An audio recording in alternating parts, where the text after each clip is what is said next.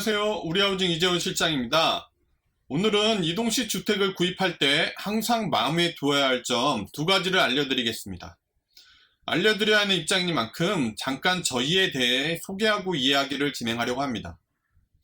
저희가 지은 실물을 보여드리는 게 제일 나을 것 같아서 최근에 저희가 지은 전원주택을 소개해드리도록 하겠습니다. 먼저 가평 목동입니다. 경량 철골로 구조를 세운 뒤 OSB 합판과 타입백을 두르고 스타코로 마감을 졌습니다. 1층 내부의 모습입니다. 집안에 간접등과 파벽돌로 포인트를 줬습니다. 각파이프로 집을 세운 것을 경량 철골 주택이라고 하는데 지금 이 집이 경량 철골로 지은 주택입니다. 경량 철골 주택의 골조를 세운 모습입니다. 골조가 아연각으로 세워졌는데 아연각은 일반 각파이프보다 녹에 강하다는 특징을 가지고 있습니다. 괴산 고마리에 지은 주택입니다. 홍천 장평리의 주택입니다. 울주군 척과리에 지은 주택입니다. 이렇게 집을 지을 줄 아는 저희가 왜 이동식 주택 사업을 하게 되었냐면 전원주택의 특성상 돌아다니면서 생활을 하는데 평생 그렇게 사는 게 쉬운 일이 아닙니다.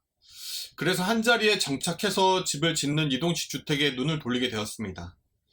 이제 어느 정도 소개는 된 것 같으니 이동식 주택을 구입할 때 가장 신경 쓰고 항상 염두해야 할 점을 알려드리도록 하겠습니다. 신경 써야 할 첫째는 단열입니다. 왜 단열이냐고 물으신다면 샘플하우스만 보고는 모를 점이기 때문입니다. 이동식 주택에도 예쁜 집들이 참 많습니다.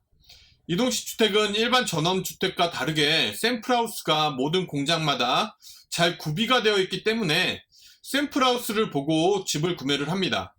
샘플하우스가 건축주들이 구매를 결정하게 되는 결정적인 요소이므로 업체들은 더욱 예쁘게 집을 만들기 위해 신경을 씁니다. 그러나 아무리 예쁜 집이라도 겨울에 춥고 여름에 덥다면 그 집은 살기가 힘들 겁니다. 단열은 샘플하우스에 가서 잠깐 샘플하우스를 본다 해도 모를 점입니다. 그래서 어떤 단열재를 쓰는가를 아는 게 필요합니다. 무엇보다도 어떻게 만들고 있는지를 알아야 합니다. 아무리 좋은 단열재를 써도 시공이 잘못되었다면 그건 안 하니만 못한 결과를 낳기 때문입니다. 신경 써야 할 점 두 번째로는 내구성입니다. 다시 말하면 집이 단단하냐는 겁니다. 집이 단단한 것이 당연한 것인데 왜 이것을 이야기하냐라고 이야기하실지 모르지만 이게 당연한 것이 아니기 때문입니다. 왜냐하면 이동식 주택은 집이 이동하기 때문입니다. 이동식 주택이 이동하는 과정은 이렇습니다. 집 전체를 들어서 차에 태웁니다. 그리고 좁고 턱도 많은 길을 지나 산이나 논으로 들어갑니다. 그리고 다시 안착하기 위해 집을 들여놓습니다. 이 과정에서 집이 스트레스를 많이 받습니다. 처음에는 괜찮을지 모르지만 시간이 지나면 집의 내구성이 시험을 받게 됩니다.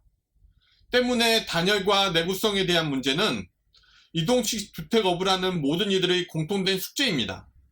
저희도 단열과 내구성 문제를 가지고 나름대로 답을 내려고 노력했습니다. 우선 단열에 대한 부분입니다. 집이 작은 만큼 열 교환이 쉽기 때문에 모서리 하나라도 바깥과 열 교환이 일어나지 않도록 고민을 했습니다. 그래서 나온 결론이 목조주택에 우레탄 폼을 쏘는 것입니다. 저희가 만든 집에 우레탄 폼을 쏜 모습입니다. 단열이 잘 되는 척도는 안과 밖의 열 교환이 일어나는 정도가 적으면 적을수록 단열이 잘 된다고 합니다. 목조주택은 여러 가지 장점을 가지고 있습니다. 그중 하나가 단열입니다. 나무 자체가 열 관리율이 낮기 때문에 단열이 잘 됩니다. 우레탄 폼은 단열 효과가 큰 단열재입니다. 물론 시공의 어려움과 단가가 높다라는 점이 있지만 그것은 기술적인 측면의 일이고 저희가 감당해야 할 몫이기에 시간이 걸리더라도 제대로 된 집을 지으려고 노력했고 그 결과가 목구조에 우레탄 폼을 쏘는 것이 저희의 결론이었습니다. 그리고 내구성에 대한 부분이 답으로 저희가 주목한 것이 베이스의 강화입니다. 왜 베이스의 강화이냐면 집을 들고 옮기는데 제일 힘을 많이 받는 부분이 베이스이기 때문입니다. 집을 뜨고 내릴 때 베이스에 연결해서 뜯어내립니다. 베이스는 삼각형으로 테두리를 만든 뒤 그 안에 살대를 넣어 무게를 지탱하도록 합니다.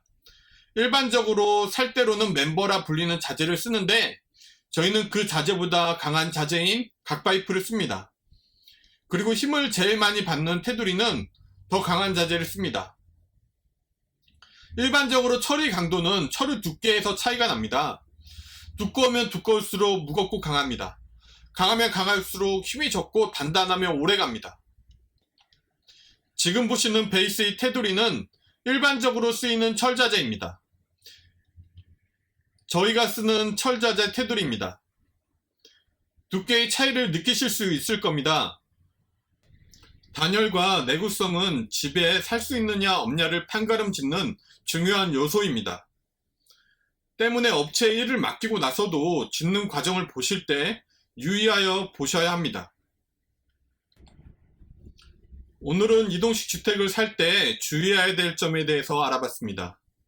다음 영상은 내가 놓고 싶은 자리에 이동식 주택이 들어갈 수 있는지 없는지를 알 수 있는 간단한 팁에 대해서 알려드리도록 하겠습니다. 언제든지 문의 전화 가능하시고요. 방문도 환영합니다. 지금까지 시청해주셔서 감사합니다.